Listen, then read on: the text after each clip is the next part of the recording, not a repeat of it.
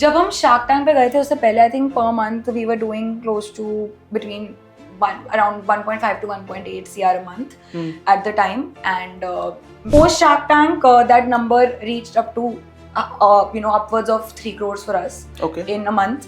हमारा COD नहीं था 1.5 साल तक business में, so we scaled the business to I think 30 lakhs 40 lakhs of revenue without COD per month, and that too no ad spend.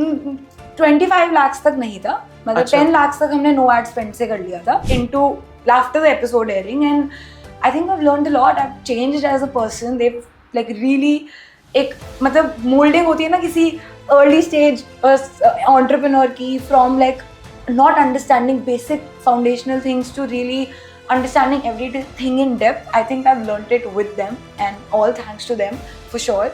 Welcome to Kushal's Conversations. आज के हमारे podcast में अगेन एक शार्क टैंक फीचरिंग है. अब मैं अपने मुंह से खुद क्या ही बताऊं. Let me introduce Mrs Aakriti Rawal from House of Chikankari. So again let's welcome her on our podcast. So again Aakriti, thank you so much for coming in and joining us for this podcast.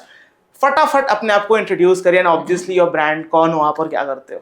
Thank you so much, Kushal, for having me. And I'm Akriti. I'm the co-founder of House of Chikankari. हम एक D2C brand है and हमारी website से हमने chikankari clothing, chikankari embroidery जो होती है लखनऊ से आती है, उससे एम्ब्रॉयडर्ड गारमेंट सेल करने शुरू किए थे आज से 3 साल पहले. I launch the brand with my mother as my co-founder. क्या बात है. 2020 में. एंड 3 साल हो गए हैं. घर के बेसमेंट से हमारे स्टार्टअप की शुरुआत हुई थी. Today we're a team of 100+ people, very privileged to have a team, which is helping us grow, and we hope to take the art form of chikankari to the world. We also hope that हम जो artisans हैं, जो बहुत skilled artisans हैं हमारी country के, उनको uplift कर पाएं and अपना ground level impact as we grow the company और stronger कर पाएं. Okay, so आप basically क्या sell करते हो? Garments which are embroidered with chicankari. Chicankari एक embroidery होती है. A lot of people have this misconception that chicken is a fabric. It's not a fabric. ये जो मैंने टॉप भी पहना है, इस पे जो एम्ब्रॉयडरी हुई है इसको चिकनकारी कहते हैं. एंड ये अलग फैब्रिक्स पे कर सकते हैं. And you can do it on multiple fabrics also. Chikankari consist of multiple stitches. तो कोई एक स्टिच नहीं है जिसको चिकनकारी बोलते हैं, उसमें मोर देन 30+ स्टिचेस हैं जो हजारों साल से चलते आ रहे हैं. And we can do it on different type of fabrics, different types of silhouettes. You can also do it on a bed sheet, on a cushion cover. Like it's an art form which can be taken to different products. Okay, got it. जैसे आपने बताया art form and ये handmade है, if I'm not wrong, correct? So आज की modern age में are people still preferring this handmade or they are अब उनको फर्क नहीं पता एक machine made और एक handmade में? This is a very good question क्योंकि one of the reasons I think why we started was exactly this. I think there is definitely I think a strong like people connect to made in India more than ever now. 10 साल पहले India में जो बनता था वो चलता ही नहीं था. फिर 3-4 साल पहले शायद made in India is good होना शुरू हुआ. And in the future it will be whatever is made in India will be the best. Like that's what I see what's happening, right?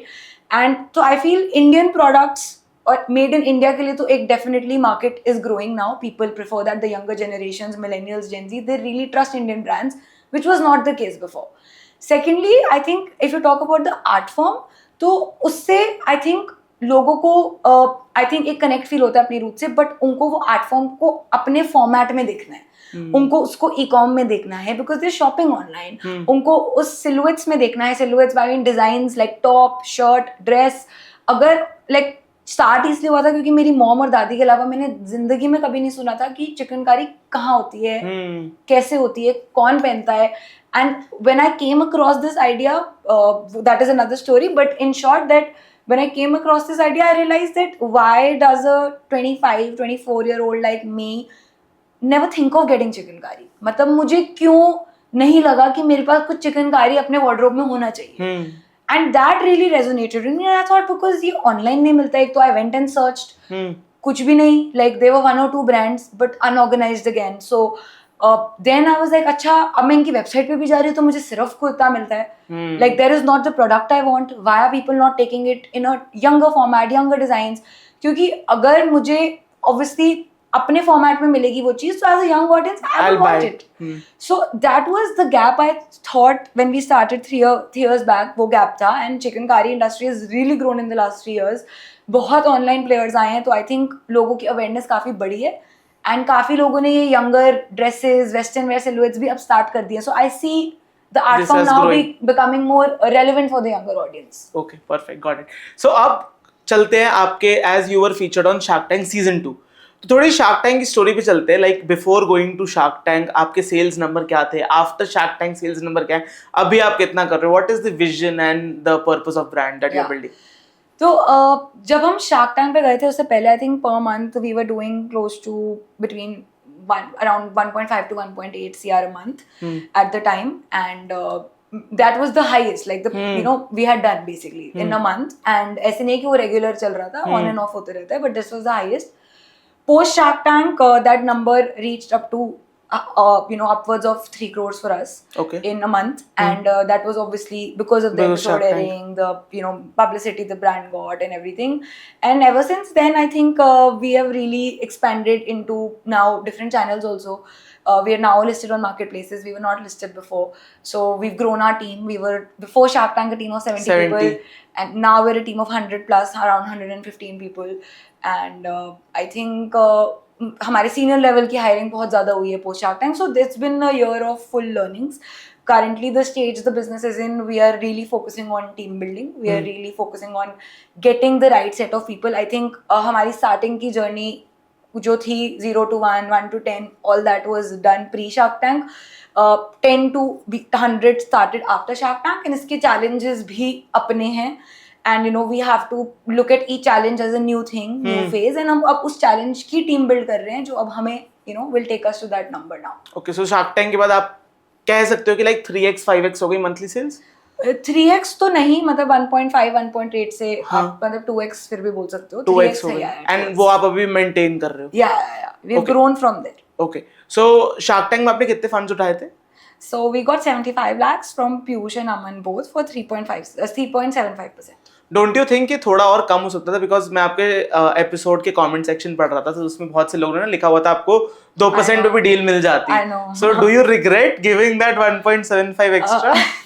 I think ये बहुत funny बात है क्योंकि episode के बाद the first video that came out on YouTube was obviously was not the Shark Tank episode, was some content creator who had posted a video and commented on how we should have not taken that valuation. Okay. And that was the first thing I saw in within 2-3 days of the episode, and I was just confused, right? Because obviously, like, I'm happy about the airing and everything, but I think वो मैं confused ज़्यादा हुई थी, but I never regretted it.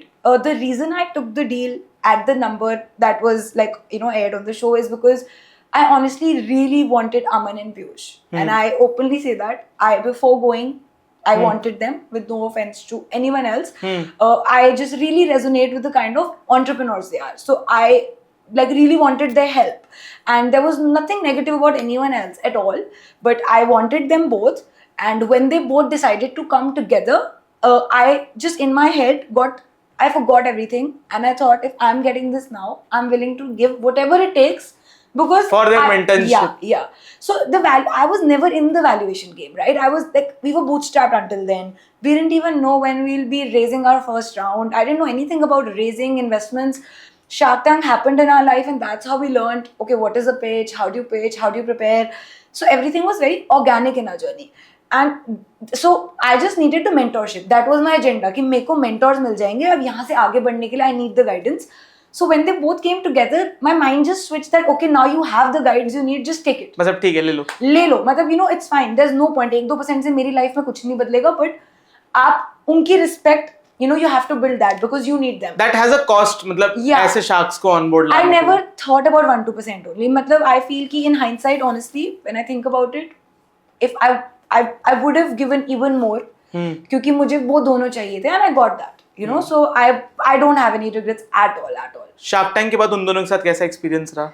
Great, that's why I'm saying I don't have any regrets, right? Because we're now 1.5 years into after the episode airing, and I think I've learned a lot. I've changed as a person. They've like really एक मतलब molding होती है ना किसी early stage entrepreneur की, from like not understanding basic foundational things to really understanding everything in depth. I think I've learned it with them, and all thanks to them for sure. When I look back, I think I was a very naive kid, and I want to feel this every year. Like every year I want to look back and feel ki I was such a kid, you know, I didn't know much, because that's when I know I'm growing. So I really feel it immensely, and every day I think that, oh my god, you're so stupid. So which is a good thing. I feel वो अच्छी बात है, ऐसे लगना चाहिए हर 5-6 महीने में कि क्या थे हम 5 महीने क्या कर रहे थे, मतलब ये इतनी बेसिक चीज नहीं पता थी. So I think that's the best part, that I get that feeling every day, and I am very excited to go to work because I feel रोज कुछ नया, मतलब you know, that's my excitement कि मेरी team में जब कोई नया आता है, like my excitement is more than the work कि oh okay, now new learning, I'm going to learn something with this person. So that feeling really became a lot bigger with Piyush and Aman and their teams. I was learning constantly, so I was like thriving on the learning I was getting, and I'm still getting.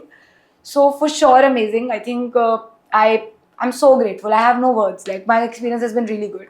And what I remember कि आपके episode में भी specially Piyush ने आपकी वो learning वाली बात को ही बहुत हाईलाइट किया था कि because you are so keen to learning, that is why he is got interested in investing in you, because initially वो नहीं थे, बट देन आपने फिर आप पिच करी एंड आपने वो लर्निंग वाली बात को बहुत किया. So I obviously agree as an entrepreneur again कि लर्निंग बहुत ज्यादा जरूरी होती है. अगर आप सीख नहीं रहे हो, आप हर दिन कुछ नया नहीं कर रहे हो, आप एक्साइटेड नहीं हो, आप कंसिस्टेंट नहीं हो, देन आप कुछ भी बड़ा नहीं कर सकते. Be it your brand, be it your company, be it your even your content creation game, आप कुछ नहीं बड़ा कर सकते. You have to be consistent, and आपको नंबर्स को इतना भी अपने हेड पे नहीं लेना चाहिए जस्ट बिकॉज कि आप लर्न कर रहे हो और वो ग्रो नहीं हो रहा. Perfect, got it. But again, as a woman entrepreneur and a team of women entrepreneur, जैसे आपने बोला था कि you have employed, I guess, 1200. We're associated with close to 5,000 artisans, which is in villages around Lucknow through like certain clusters, certain village clusters we're associated with, to the people we work with.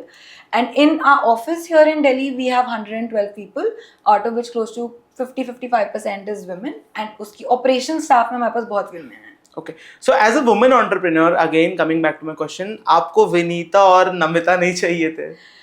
मतलब actually honestly I had seen every Shark Tank episode before going.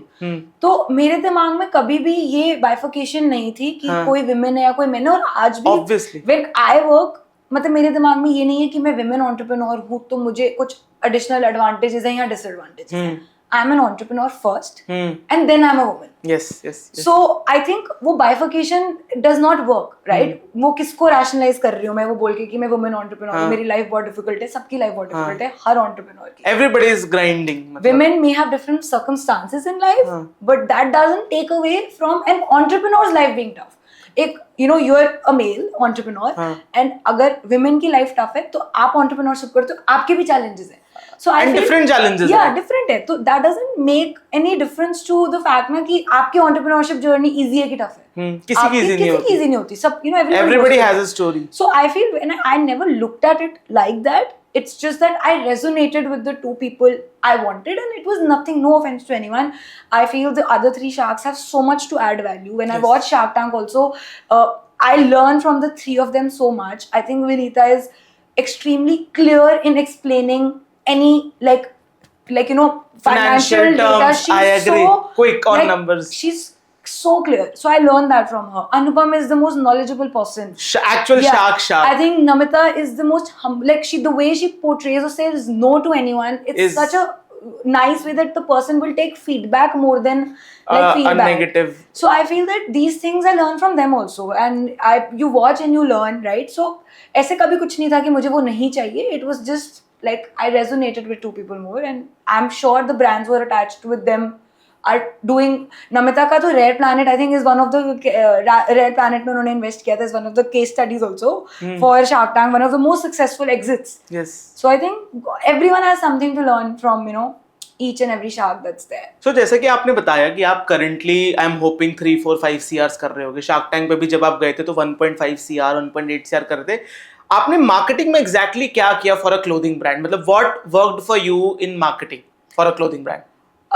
Honestly, I think it was only community building that worked for us. When we started out, we didn't have money to invest. Like, matlab, my mom and I chose that we will start from our savings, and whatever we make, we'll make from this. And जब हमें लगेगा कि हमें additional help चाहिए, हमने validation थोड़ी आ गई है, product market fit कहते हैं जिसको, आ गया है, मतलब we didn't know the term at the time. जब हमने start किया था, हमने कहा जब हमें थोड़ी validation आ जाएगी, हम अपने सेल आने लगेगी, हाँ सेल आएगी, हमें लगेगा कि business अपने आप को संभाल रहा है, we can fund ourselves, the business is growing itself, तब हम we can go to family friends. और एडिशनल फंडिंग तो कभी सोचा नहीं था क्योंकि उस टाइम पता ही नहीं था कि क्या होता है एंड होता भी है कि नहीं, हाँ मतलब कि हमें कौन फंड करेगा, who do we go to, we didn't know, so we just thought family friends, you know, we can go to my father, तब ये डिसाइड हुआ था.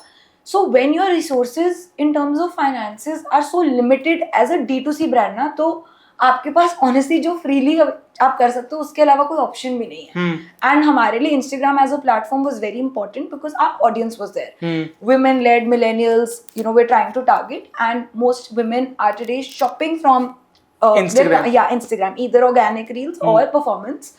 तो परफॉर्मेंस का हमारे पास बजट नहीं था एंड हमारे पास वेबसाइट भी नहीं थी, तो ऑनेस्टली हम कहाँ पे एड्स रन करते हो, क्या आई कैन बूस्ट, बट मैं कितना ही बूस्ट कर लूँ Instagram. Honestly boosting doesn't help. हाँ, तो हमारे पास वेबसाइट नहीं थी, हम 1 साल तो we were just Instagram and WhatsApp led, and we really focused on. Mom और मैं 2 लोग थे घर पे से भी, सो मॉम यूज्ड टू संभालो the inventory also, she used to pack also, packaging हो गया, ऑर्डर डिस्पैच हो गया. She had one helper with her who was like the first girl who joined our team, and she was हमारी domestic help की daughter.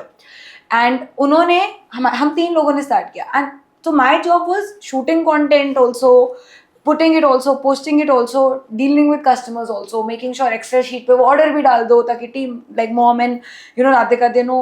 So content was the only thing that worked. And मतलब free में आप marketing कर रहे थे initially. Instagram, all on Instagram. And कुछ videos consistently post करी, and the first shoot we did was on my best friends from school. So I didn't have money for a shoot, and like a lot of people around me told me that you have to invest in a shoot, and I said जब तक मुझे यही नहीं पता कि मेरा product कोई खरीदेगा कि नहीं, शूट तो बहुत बाद में आता है, मतलब मैं उसको अच्छा मतलब product should be so good कि वो बिना शूट के भी लोगों को मन करे. Obviously. So I didn't. And वही चलता है आजकल, मतलब पीपल लोगों को एक्सपेंसिव शूट्स नहीं देखने, उनको यूजर जनरेटेड कंटेंट देखने की. यार एक नॉर्मल लेडी जो लाइक लेट्स सपोज 30, 35 या 25 की है, वो सिंपली अगर उसको लेयर ऑन करती है, उसको पहनती है, तो वो कैसी दिखेगी. क्योंकि एक्सपेंसिव शूट्स में तो आप एक नॉट सो गुड चीज को भी बहुत फैंसी लुकिंग बना सकते हो. That is why UGC का इतना ट्रेंड भी है, because people relate with that content. And I think ये ट्रेंड पता है अब बना है, like where you're seeing everyone talk about it कि UGC works, authenticity works, trust works. When we started, all I knew is this is the only option I have. मुझे हमारा COD नहीं था 1.5 साल तक बिजनेस में, so we scaled the business to I think 30 lakhs, 40 lakhs of revenue without COD per month. And that too no ad spend. 25 lakhs तक नहीं था, मतलब 10 lakhs तक हमने नो एड स्पेंड से कर लिया था. बट उसके बाद to go to 20-25 increase the budget. कहाँ पे एड स्पेंड कर रहे थे? उसके बाद बताती हूँ, वो थोड़ा स्टेप बाय स्टेप ओके हाँ बट या so what I was saying is that I knew कि मैं COD नहीं कर सकती, क्योंकि COD में मैंने इतनी वीडियोस देख ली थी, RTO आते हैं, रिटर्न्स आते हैं, and as a starting new business owner overwhelming है, इतना डर जाते हो आप. प्लस ऑपरेशंस मतलब इतने कॉम्प्लिकेटेड, इन्वेंट्री अटक जाती है, अब ना मेरे पास एक्सचेंज संभालने के लिए कोई है. So I thought COD तो ऑप्शन ही नहीं है, हम COD अभी तो नहीं करेंगे, हम बाद में करेंगे, we will see. So the only option I had was कि अगर अब मुझे लोगों को UPI पे पे करवाना है, जो लोग 3-4 साल पहले इतने कंफर्टेबल हो रहे थे नहीं थे. इनफैक्ट अभी भी बहुत ज्यादा नहीं है, बट पहले तो और भी बहुत कम कि 4 साल पहले की बात है. तो कैसे लोग मुझे ट्रस्ट करेंगे कि इस ब्रांड को मैं UPI पे पेमेंट देके कंफर्टेबल हूँ, that they are not frauds. This is all I understood. And I started making content around that. क्या कर रहे थे आप content में? We were putting a lot of BTS, we were putting real stuff. I think one of the first viral videos, जब हमारी team में 10 लोग हो गए थे तब तक, the first viral video जब हमें समझ में आया virality क्या होती है, was when we had around 10K, 9K और 10K followers. And mom पे एक वीडियो शूट करी थी हमने घर पे ही, like basement में ही, कि you know whatever she does in the day. And this was like very organic, मतलब इसमें कुछ था ही नहीं. मैंने कहा चलो आप पे शूट करते हैं आज, आप क्या करते हो, let's show people what it's like to be a small business owner. And she was doing 10 things, like you know whatever she does through the day, and we shot it, and it went viral. We had like I think 600-700K views on it in like 2-3. कोई trending audio नहीं, कोई कुछ नहीं, सिर्फ mom, एक basic music और mom की story, literally ये. एंड मेरे डैड को बहुत आदत थी उस टाइम पे फॉलोअर्स ट्रैक करने की हमारी. अच्छा. क्योंकि वो ट्रैक करते थे, 500 बढ़ गए, 1000 बढ़ गए, और फैमिली ग्रुप पे स्क्रीनशॉट्स आती थी मेरे डैड की. That 1 week our followers have increased 1K 1500 a day. So from 10K we've gone to 20K and my dad is just flipping. He's like, ये क्या हुआ एक हफ्ते में? That's the first time like my parents experienced what the power of digital is. And virality. And virality is because for them it's so new. हमें तो पता था, हम देखते हैं आसपास कि you know if this happens, this is what you know content happens. Creation is. Yeah, content creation क्या है? तो मेरे family में तो like they were like every day tracking, sending screenshots. 20K in 10 days, 10K in 20 days. Sorry, जो भी. तो I think that was very exciting, and then we realized कि people are resonating with this. तो हमारे लिए relatability factor तो हमारे लिए वो part बन गया of our brand DNA only. We started it first, and when we got the response, we were like, there is no other way. तो हमें तो यही करना पड़ेगा because this is where we are getting the visibility from. People are connecting with us and eventually coming and shopping. I think this is what worked, and we had 22K followers before we launched our website. And जैसे ही हमने website launch किया मतलब initially आपने बिना website, बिना COD and like बिना 10 lakhs पे हम थे, 10 लाख हम मंथ कर रहे थे एंड बिना एड स्पेंड. हाँ, इंस्टाग्राम व्हाट्सएप से मतलब आपने 10 लाख महीने की ब्रांड बना ली बिना COD, बिना एड स्पेंड एंड बिना कोई भी फैंसी शूट के. मतलब पॉसिबल तो है. या और एक और चीज थी जिसने हमें बहुत हेल्प किया था, आई फील कि इन्फ्लुएंसर मार्केटिंग हमने करी थी बहुत. बट वी डिडंट पे. हमने बार्टर कोलैबोरेशंस बहुत करी थी because I was working with a fashion startup before my business. तो 10 months में वहाँ थी, तो मैंने इन्फ्लुएंसर्स के साथ बहुत काम किया था and I knew कि it works. बहुत एक वैलिडेशन आती है, रियल लोगों पे दिखता है तो लोगों को ट्रस्ट बनता है. तो मुझे पता था ट्रस्ट के लिए ये चीज़ ज़रूरी है. But we didn't collaborate with anyone big. हमने बहुत बड़े लोगों को गिफ्टिंग भेजी थी कि you know if you want will send you a gift. So they said yeah you can send your gift but there is no guarantee. So gifting में क्या है, आपने भेजा, आपको 10 महीने बाद भी वो पहन सकते हैं, 2 महीने बाद भी, या नहीं भी पहन सकते. We did a lot of gifting. Some of the products that were really good और वो आर बेस्ट सेलर्स, उनको वायरलिटी मिली क्योंकि वो प्रोडक्ट रिलेटेबल हो गए on big influencers. So we got lucky with 1 or 2 big influencers, but our primary focus was always finding people under 5K or 10K. Nano influencers. Micro, because that was the only set of people we could convince for a barter. Because they also want to grow. So we would tell them that we are a brand who wants to grow. You are someone who wants to grow. Mutually, दोनों के लिए beneficial है. दोनों साथ में grow होंगे. Like that was the agenda. And that way we got a lot of micro people. And then वो I think एक ना FOMO effect sort of thing होती है कि एक पे दिख जाता है तो दूसरा भी convince automatically आ जाता है कि मेरे से भी barter कर लो. First 10-15 आपके लिए टफ होते हैं. when you get those people, you start getting little more response. People start saying, oh, this is a new brand coming up, maybe I want to like you know work with them, or if they have a requirement they reach out to you. So these two things, content, community and influencers, micro influencers, I think worked for us. अभी भी आप करते हो influencer marketing? Still works? Yeah, for sure. I think it changes. अब industry बहुत grow हो चुकी है. उस टाइम पर barter collaborations fairly easy थे. अब नहीं होंगे. 4 years back. 2020 में. 2020, 3.5 years back. तो this was that time fairly easier because influencer industry की भी starting थी. तो you know those people also wanted to grow, but now obviously it's grown immensely. People have you know earned so much. People have seen the potential, what it can have on a brand, what they can do to drive sales for a brand. So of course they deserve to be you know fairly paid, and it is a full-time job. It's not easy. So I think it changes. So the way we structure our collaborations may change now depending on the budget and depending on how much we want to spend.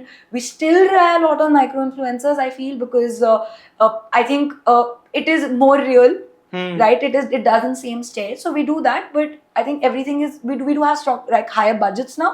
So we do budget it accordingly and strategize कि क्या करना है to make the best use of the money.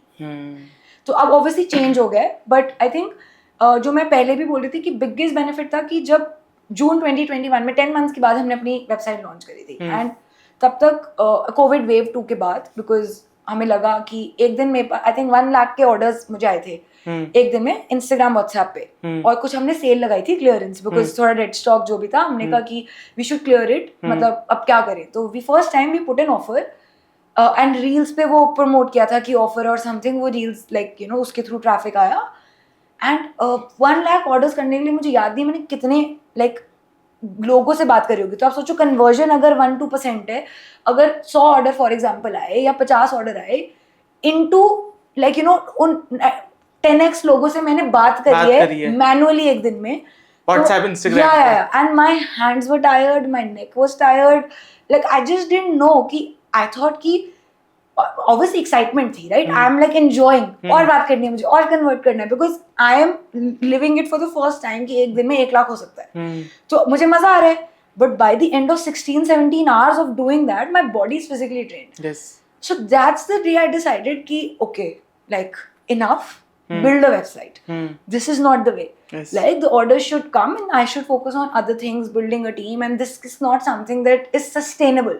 मतलब मैं अगर एक और बंदा भी ले आती हूँ जो ये कर लेगा मेरी टीम में, उसकी भी यही हालत होगी, वो भी फिजिकली ड्रेन आउट हो जाएंगे. तो ये तो किसी के लिए भी सस्टेनेबल, कन्वर्जन फ्रेंडली भी नहीं है, हाँ. ब्रांड फ्रेंडली भी नहीं है कि यार अब imagine as a customer, right? Customer experience कितना खराब हो रहा है. मेरे को आपका प्रोडक्ट पसंद आया, मैं आपके पास आया, मैं कह रहा हूँ मेरे को खरीदना है, बट रिवर्ट ही नहीं आ रहा है. एग्जैक्टली. कोई फॉलो अप ही नहीं आ रहा है. मैं तो कहूंगा यार ये तो फेक ब्रांड है. Exactly. क्योंकि लोग आजकल अब with all this quick commerce लोगों के पास पेशेंस नहीं बचा है. 100%. मतलब अगर आप रिस्पॉन्ड नहीं करो ना, लोग फटाक से कमेंट करेंगे फेक ब्रांड है, रिप्लाई नहीं करता. 100%. So definitely a website and a management is a must. And रात को मैसेज आ रहा है अगर, तो आप तो उसको सुबह ही देख पाओगे. जब आप उठ रहे हो तो आपकी रात की सारी लीड्स तो पुरानी हो गई, जो वेबसाइट पे नहीं होती, क्योंकि people can shop at any time as per their timing. कोई रात को 2 बजे करे, कोई 4 बजे करे. So my younger brother, he 6 years younger, he told me when he saw me like this, and it really like hit me then. He was like कि आप you should be making money when you sleep. What is it? What you're doing? Are you crazy? Like you're insane. And it just hit me that okay, like yeah, I'm actually losing out on sales those 8 hours or 7 hours that I'm sleeping. तो ये तो बहुत ही बड़ी problem है. सोते सोते पैसा कमाना पड़ेगा. हाँ, मतलब कि ऑर्डर्स तो आने चाहिए ना. हाँ, correct. तो I just like it hit me and that's when I decided कि हम वेबसाइट बनाएंगे. मुझे शॉपिफाई आता था एंड शॉपिफाई हैंडल करना आता था. शॉपिफाई मतलब I knew the back end. I didn't know how to make a website, I just knew the back end, but I learned it on YouTube only, and I built a very basic website in 1 month. And that's when one of my friends and our head of marketing had joined us. She was the first like person we got on board, like as a senior, I would say, management level role. तो हम दोनों ने 1 महीना लगा के website बनाई खुद, and we launched. And because हमारी Instagram community was 20-25 के at the time, without any much increase in spends, I would say, we started ads when we ran, but इतना नहीं, I would say. Ads में क्या कर रहे थे आप? Ads में performance वगैरह शुरू किया, but बहुत basic level पे. UGC पे? UGC पे नहीं, मतलब I don't even remember, क्योंकि हम लोग का first month था वो. So without much increase, I'm saying कि अगर हमने I think 1 लाख से ज्यादा नहीं डाला होगा, 50,000 1 लाख पूरे मंथ में 50,000 होगा to fund for 1 month में, but the sales went from like 7 to 10 lakhs to 25 lakhs. 5 lakhs करा था एक लास्ट मंथ में हमने, और जून में जब लॉन्च किया 25 lakhs किया था with the launch of a website, and performance increase negligible. So उस टाइम पे बहुत बेसिक परफॉर्मेंस, लाइक हम खुद ही फेसबुक एड्स मैनेजर पे जो हमारे कुछ पोस्ट थे उसको रन कर रहे थे. लाइक कुछ हमें पता भी नहीं था कि यूजीसी क्या होता है, इस पे रन कर रहे हैं. क्रिएटिव था क्या? बट क्रिएटिव था कि कम्युनिटी स्ट्रांग थी. That community led to the increase. It was never the performance that led to the increase. So वो 5x गया क्योंकि community पहले बनी, फिर वेबसाइट बनी. So it was never performance. Like I didn't know these terms. I learned on YouTube a lot of things, but बहुत time बाद हम एक प्रोफेशनल लाए थे जिसको समझ थी मुझसे ज्यादा. We didn't spend on all these things because community was always the focus कि ट्रस्ट बना लो, लोग आ जाएंगे. So this is what worked, right? तो performance, जब भी मुझसे कोई पूछता भी है that performance पे कितना लगाना चाहिए, how much should we spend when we're starting, I was like क्यों लगाना है? Community बनाओ पहले. Yeah, मतलब आप लगाओ, okay, bare minimum. Like today maybe you have to. I don't know, the competition, the market dynamics are very different. But you can't commit that you're going to spend. But still, you cannot go wrong with community building. I still agree. Yeah. कितने भी algos change हो जाए, कितना भी competition आ जाए. आप अपने customer को समझो. Yes. You know, see, what do they want to learn? What do they want to know? What do they resonate with? Then you understand what kind of content they want to consume. आप performance पे लग जाओगे तो आप push में पहले ही घुस गए. आपको पहले pull लाना पड़ेगा और उसके बाद you can combine both pull and push and achieve something. You can't just push day one. Yes. कि buy my product. Never sell. You can't do that. Yes, because लोगों को trust नहीं है. People are not aware of the brand. उन्होंने कभी सुना नहीं. आपके पास trust factor ही नहीं है convert करने के. So how will you convert? So अभी तक हमने इतनी सारी बात करी about building e-commerce brand. बिना पैसे लगाए कैसे आप अपना e-commerce या D2C brand launch कर सकते हो. What are the 3 important tips जो आप एक new D2C clothing brand owner या फिर एक brand owner in general को देना चाहोगे? With your struggles, मतलब जो भी struggles आपने face करे उसके head on head. I think सबसे पहले तो स्ट्रगल्स से अगर मैं बोलूँ तो I think you should not try to do everything yourself, specially operations led. I think ये बहुत टाइम लगा मुझे और मेरी मॉम को समझने में दैट ऑपरेशंस हमें पास ऑन कर देने चाहिए. जब आपको एक सर्टेन लगे कि स्केल आ रहा है और आप इसको स्केल करना चाहते हो, you should focus on getting the business like sales part, marketing more, building consumers, retention, and आप operations के लिए एक अच्छा operations manager या production manager Operations head. So my mom and I think were into it honestly up until last year, right? Last year भी मतलब last financial year बोल रही हूँ तो 4 महीने पहले तक हम काफी involved थे. Because थोड़ा वो connection होता है ना, मतलब you are like you feel कि हाँ जो आप कह रहे हो हाँ कि मेरा ब्रांड है, मेरा प्रोडक्ट है. हाँ, एंड यू फील कि आप सॉल्व कर लोगे वो, but you know there are better people out there than you, who understand processes, who understand operations. हमें काफी टाइम लगा to actually let go. Of course like it also takes time to hire and find the right person, तो उसकी भी time है एक. तो आप जितना जल्दी जब डिसाइड करोगे ना तो आप 2-3-4 महीने आपको लगेंगे वो ढूंढने में भी वो इंसान को. Fully agree. So I feel the parts that you feel you don't have the expertise, just outsource. Just get someone to do it. We took a long time to do that, and I think I wish I would have done it sooner, but it's okay. Like I think that is also part of again learning. कि अब पता चल गया कि अब नहीं होगा. Yes, अब नहीं होगा. अब किसी भी डिपार्टमेंट में नहीं होगा. Right? The moment I feel I don't know it, I will now get someone. Correct. So I think that was my most important learning. And clothing में ऑपरेशंस बहुत इंपॉर्टेंट है. सो क्लोथिंग में बहुत स्टेप्स होते हैं सप्लाई चेन में. एक आपकी सप्लाई चेन है जब आपके गुड्स आ गए उसके बाद वेयर हाउस की, बट उससे पहले इतने स्टेप्स हैं, राइट? आपकी स्टिचिंग है, हमारे में एम्ब्रॉयडरी है, कटिंग है, मतलब you have to really finishing है, क्यूसी है. सो फैशन की supply chain as it is बाकी प्रोडक्ट से बहुत बड़ी है, राइट? मतलब काफी प्रोडक्ट्स है तो it's complicated. You need the right people with the right expertise to do it. So that's very important. And I think in terms of, I think, yeah, your marketing, I would say the challenge is that there is a lot of competition. Cost is high. Yeah. Never try to build, I would say, your brand on product, marketing. I would say. Yeah. Like on product, कि मेरा product या design पे मेरा brand बनेगा. ये मुझे लगता है बहुत इंपॉर्टेंट है क्योंकि वो फैशन इंडस्ट्री का सबसे बड़ा डिसएडवांटेज है. कभी भी कॉपी हो सकता है.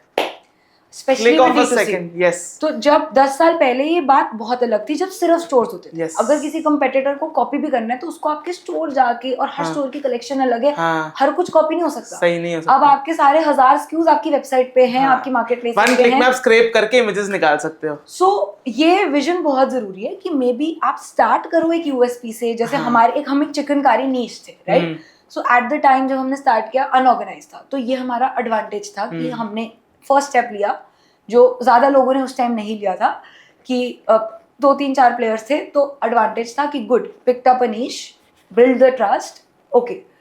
But as you go into it, if the niche grows, I am not saying because of us, industry भी ग्रो कर सकती है, राइट? अगर एक अनऑर्गेनाइज्ड आर्ट फॉर्म एक ऑर्गेनाइज्ड वे में आया बिकॉज ऑफ कोविड, सारे जो कारीगर थे, सारे जो वेंडर्स थे, they moved to online for chikankari because how will they sell? Yes. It was a very offline driven art form.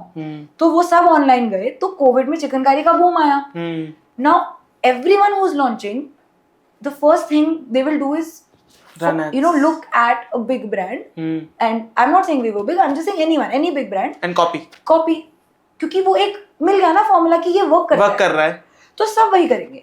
तो आप अपना लॉन्ग टर्म सक्सेस कभी भी प्रोडक्ट पे बिल्ड नहीं कर सकते. I feel that if a brand as strong as Sabyasachi today can be copied, and वो उनके कोई कॉपीराइट्स, मतलब उनके पास सारे रिसोर्सेज हैं to build a design, patent और व्हाटएवर, बट फैशन में कोई फायदा ही नहीं है. Yes, it's a time waste. It doesn't. They are copied left, right, center. People will sell it cheaper than you. What will retain your customer? What will actually work in the long run for your company is, I think, the experience. Every touch point of your brand should be seamless in the long run. And I think the second thing that will actually work is your implementation of your back end being strong.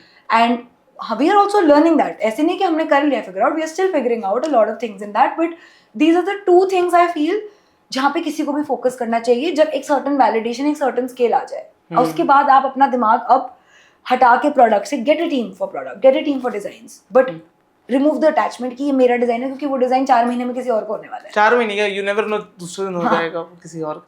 Perfect, got it. Last question to end this podcast. आपका day to day life in your office कैसा रहता है? What do you exactly do? अब बहुत different हो गया है. I think पहले बहुत डिफरेंट होता था. लास्ट ईयर तक तो इट वाज इतने ऑपरेशनल चैलेंजेस थे, इतने टीम्स बिल्ड नहीं हुए थे. तो अगर मैंने एक दिन डिसाइड किया कि आज मुझे ऑपरेशंस पकड़ना है तो मेरा पूरा दिन उस ऑपरेशन की प्रॉब्लम्स में जाता था. So I would just like 7-8 hours sit to fix those problems and guide everyone, train everyone in the team, because senior level management utni nahi thi. So I was doing everything myself and spending hours on one department in a day. I think today it's a lot different. We do have 4 to 5 heads for different departments, and it's made a lot of my job easier on that front. I am more growth oriented, I am more forward looking, and I have very good people to rely on. So now it's come to a point where like I have my days and meetings set.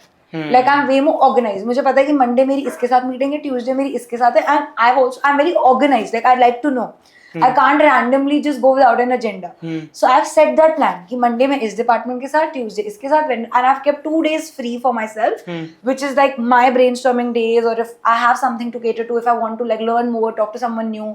So those are my days. Of course, sometimes ad hoc work comes in, and that's the day you decide कि आज करना है ये तो ठीक है, but I think it keeps me more organized, and that is only possible if someone has a team to rely on, I feel.